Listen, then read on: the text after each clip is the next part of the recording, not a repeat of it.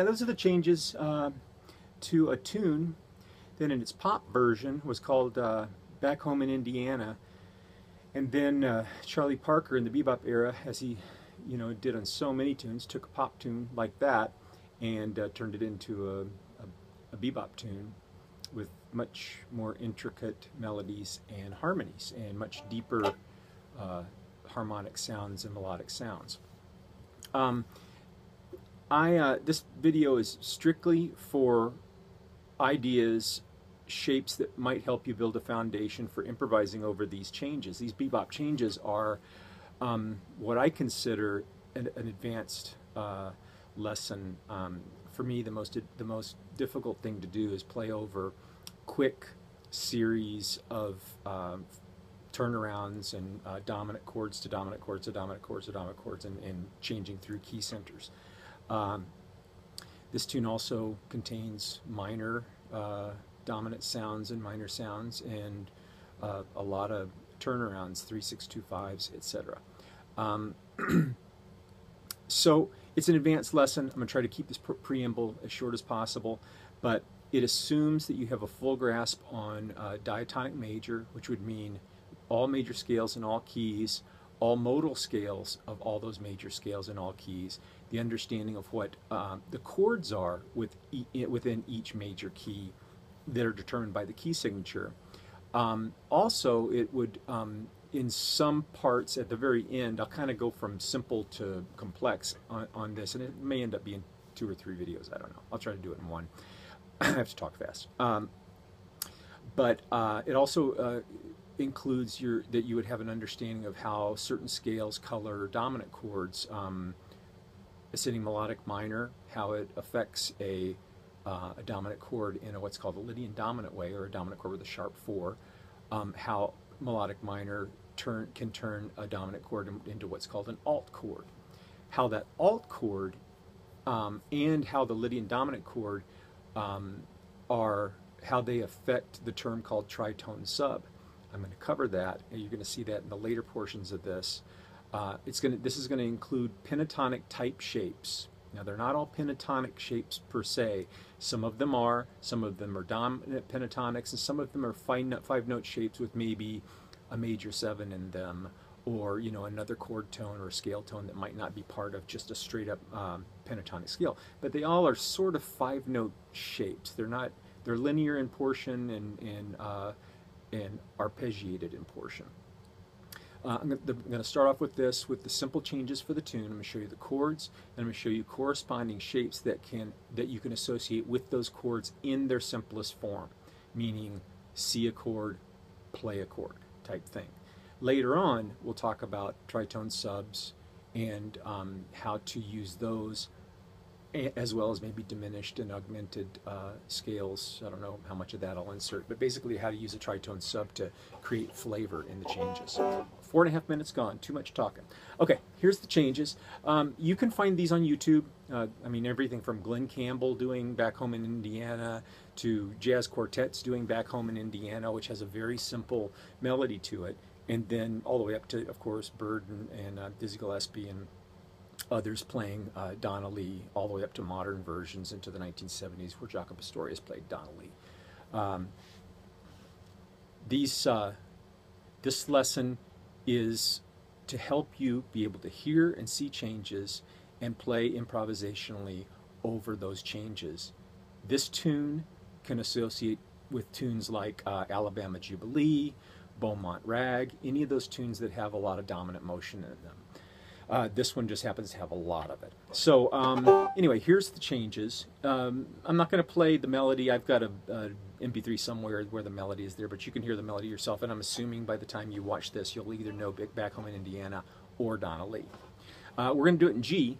The horn players do it in A flat, and the pop players sometimes do it in F, and other keys, of course. So here are the changes. A 1, 2, a 1, 2, 3, 4. G, E7, A7, A minor 7, D7, G, D to G to C major 7, F major 7, G, E7, D7, where did I end up? G, E7, A7, I messed up, sorry. B7, no, it's B7 with a flat 9 and a flat 13. Let's start with the second half. 1, 2, 1, 2, 3, 4. G, E7, A7, B7 flat 9 to E minor, B7 flat 9, E minor, B7, E minor, E diminished, right?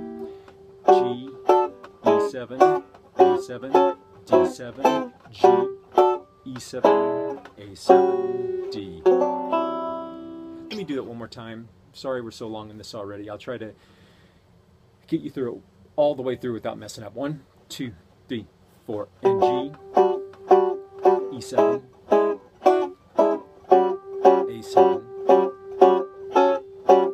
A minor 7, D7, G7, D minor to G7, C major 7, F major 7, G,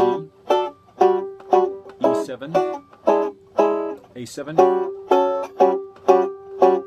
A minor 7, D7. Here's the second half. G, E7, A7. Oh, here comes that B7 flat 9 with a flat 13. E minor, B7 flat 9. E minor, B7 flat 9. E minor, E7 diminished. G, E7, A7, D7, G. Okay.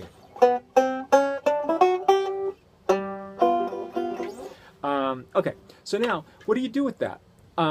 This video also assumes that you've already watched a whole bunch of my pentatonic videos, hopefully modal videos showing modal scales, hopefully showing different types of pentatonic shapes. I'm going to show you the ones I'm going to initially look at. I'm going to give you one shape for each of the chords that I played, and then let you build it from there. But then I'm going to show you how those can blend together and how you can really hear the changes if you use these properly. You can hear the changes in your lines, and that's really the goal for me in so many things. I can tell in my own playing or in another person's playing whether I'm flubbing through things and just kind of doing something, or whether I'm actually in control of what I'm playing. So here, let's look real quickly. I'm going to give you some shapes. G major 7. I'll get up nice and close, and this is going to be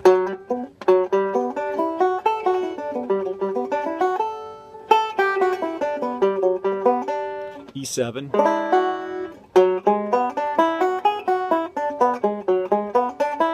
most of these have two notes, 1, 2, E7, A7, or, because you know, as I've said before, all of these 5-note shapes, they're like Legos. They lock together, and one you'll see a mirror image of the next one in line, so you can figure out how these fit together. So that was the A7.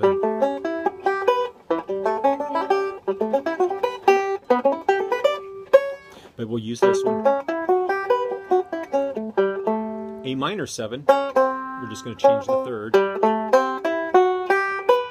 D7, G, D minor to G, 7, C, F, G, E7,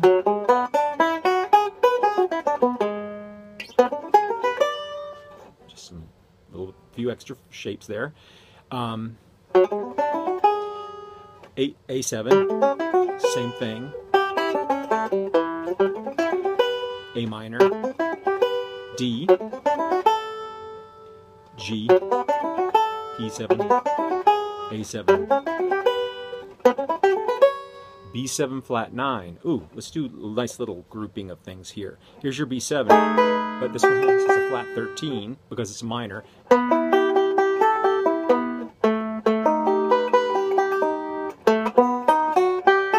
We'll use those notes. That's at 2, 1, 2, 2. Or that's with your flat 9. So here's the chord. There's the straight 7 chord.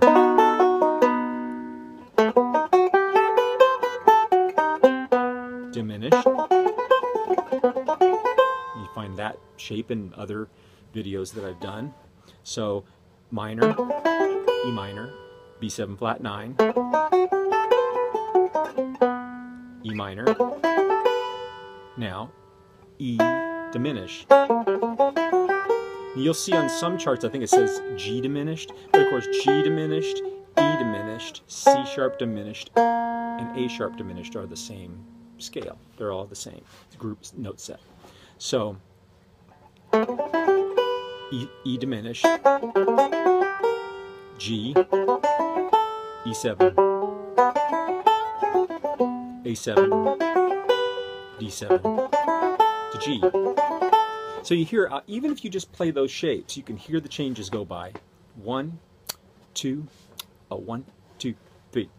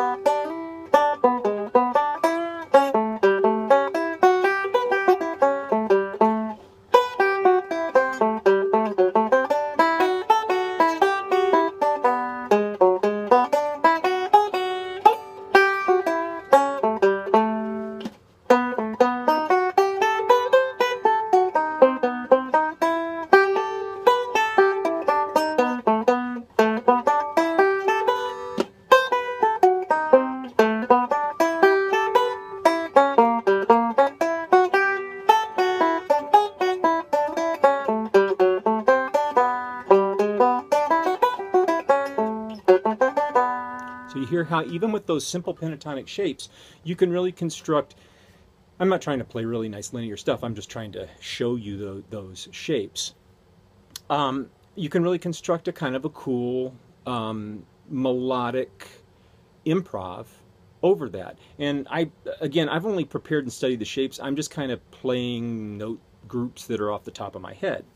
Now, this being said, let's now in the last few minutes try to squeeze in the idea of how to use a tritone sub. I'm not going to go over where a tritone sub comes from other than to say it's strongly related to the fact that a melodic minor scale, a half step up from your 5 chord, which equals, it's the same scale as a tritone sub from your 5 chord. In this case, if the 5 chord is D, then the tritone sub is going to be A flat 7. Well, that A flat 7 is called Lydian dominant, and if you're playing your 5 chord and you go up a half step, that is E flat melodic minor.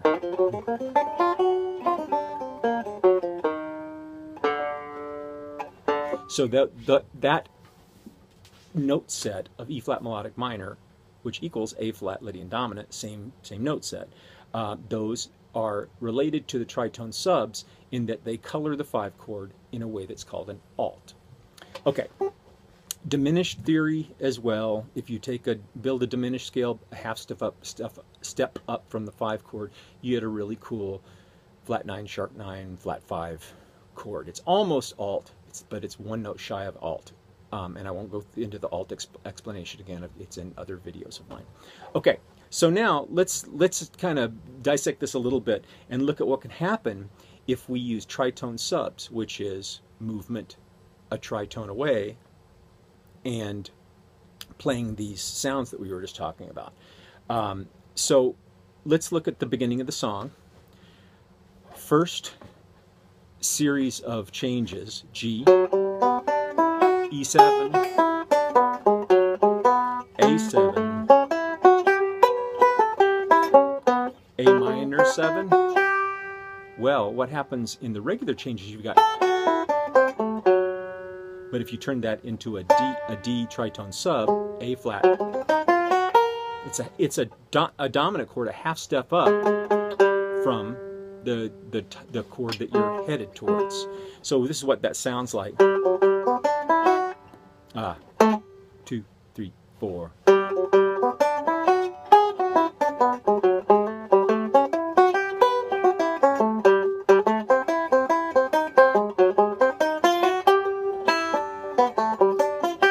Okay, so you heard, instead of, you heard, well, that's a real cool tritone sub sound that you can build lines off of. And really, again, the idea is it's a chord, a dominant chord, a half step above the note, the chord that you're headed towards, which is a G in this case. So A flat 9 to G, and you'll notice that this note set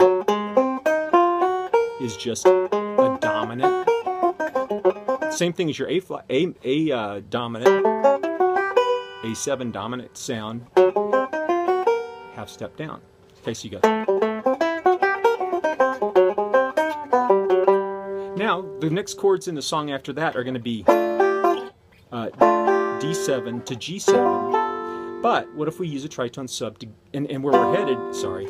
D minor 7 to G7. Now we're going to go to a C major 7. What if we use a tritone sub to get to that too? D minor 7. We're going to go D minor 7. That's a D flat 13. At that point, root, third, 13, 7. So the sound there, if you're playing these linear shapes, could be D minor.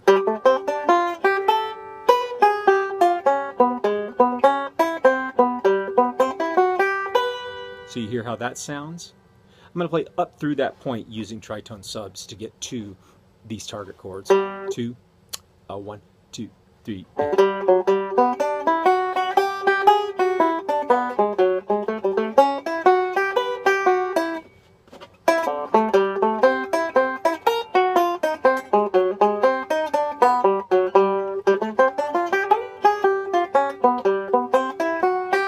Hear how cool that sounds?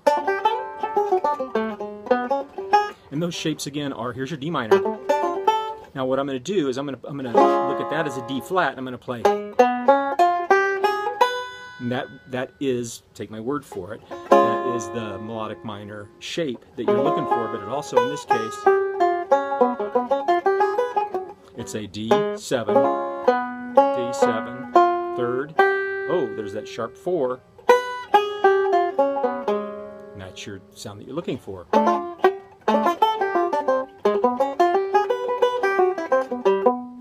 Cool, huh? All right, so let's move on. So you've got F,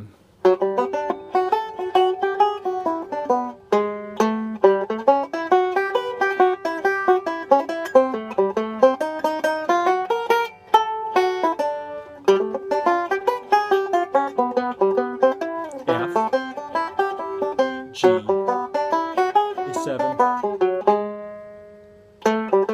A7. Now in this case, I've got an A minor 7, and we're going back to the G. We're going to go. But in this case, instead of playing that A flat 7, I'm going to go up here and get it. So I'm kind of offsetting the. It's not going to draw your ears so much to the fact that I'm just finished playing the exact same thing. Starting on the A7.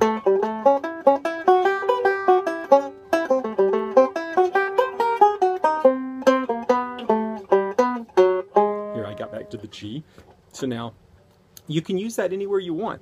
A G7, I mean A flat 7.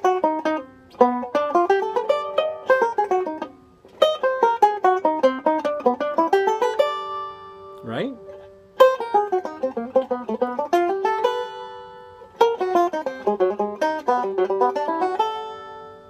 kind of cool.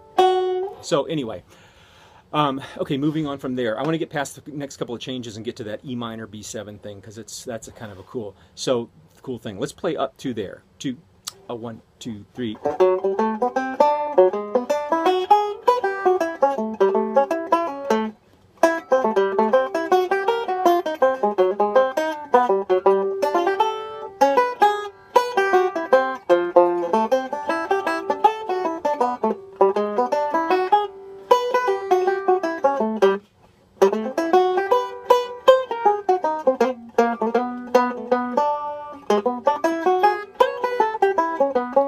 All those up. So the G, E7, A7. Now we're getting to the part that I'm interested in. B7.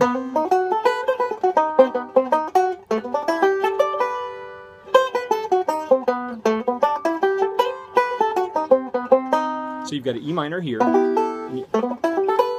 but you've got a B7. Flat 9, I'm going to use diminished. To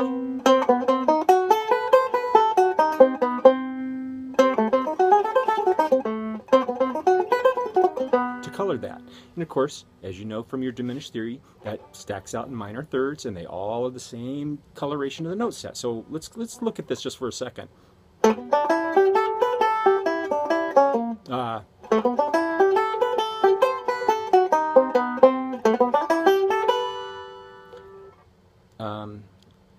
E minor, B7 flat 9. What about this E minor? Right?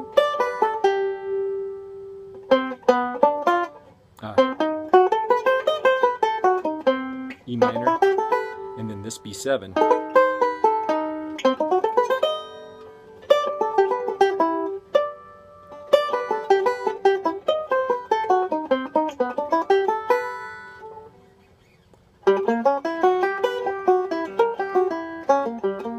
So you've got your E minor, or, so what if we play the B7?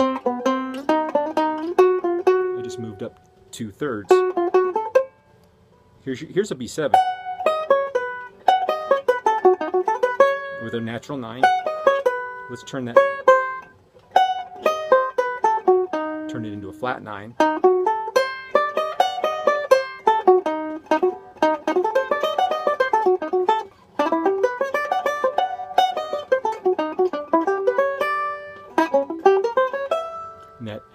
The next change after the E minor, B7, E minor, E diminished.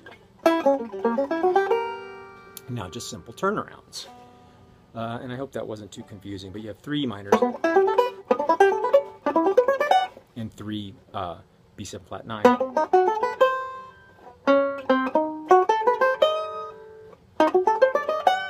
Those all work great for that. And then the E diminished, G diminished, B flat diminished,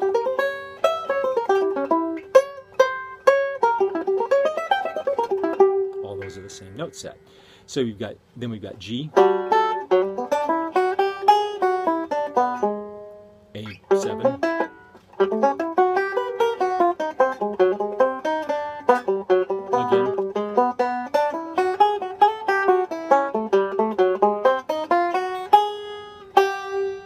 etc. So I'm 25 minutes into this, but a simple, I just want to do a quick explanation. Some people will say things like, well, E minor is a sub for C major 7 because it's part of the chord. Subs and extensions are two different things. Subs are actual reharmonizations or different harmonizations of a chord. That's a substitute. A tritone sub is, both of those chords contain the 3 and the 7 of the 5 chord, but they're two very different sounding chords. A C major 7 and an E minor sound very similar, but that E minor is what I think of as an extension, not a substitute. A substitute is something that is reharmonized. Okay, I've gone way over on this. I should have turned it into 3 videos, but it's one super long one. I hope that's somewhat helpful. Definitely advanced lesson for those who are willing to dig out those shapes on their own or have already studied them. Have fun. Donna Lee.